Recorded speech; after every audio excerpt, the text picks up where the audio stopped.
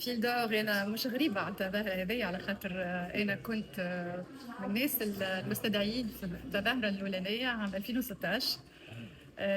كانت ظاهرة مميزة جدا وكانت ناجحة رغم أنها تجربة أولى بالنسبة لنزار الشرقي. نزار الشرقي اللي هو entre guillemets c'est un camarade de classe، كنا نقرا في البريمير مع بعضنا، نعرفوا بلينا صغيرة، وفرحت له انه الفيرست اديشن نتاعو 2016 كانت ناجحه، وكل عام ما قدرش ربي نبدا مش موجوده في تونس. دوكو ما حالفنيش الحظ اني نكون من المتواجدين في التظاهرات اللي فاتت، عديت الكل وسنة توفقنا اني نكون موجوده وباش نحضر وجو ديكوفري، واكيد باش تكون حاجه ياسر حلوه، حاجه كلاس، لانه في دور كراود نتاعو الناس يعني يكونوا موجودين مميزين جدا جدا، المشاركات مميزه جدا، لي سبونسور كلهم مهمين، فنتمنى له حظ موفق ان شاء الله.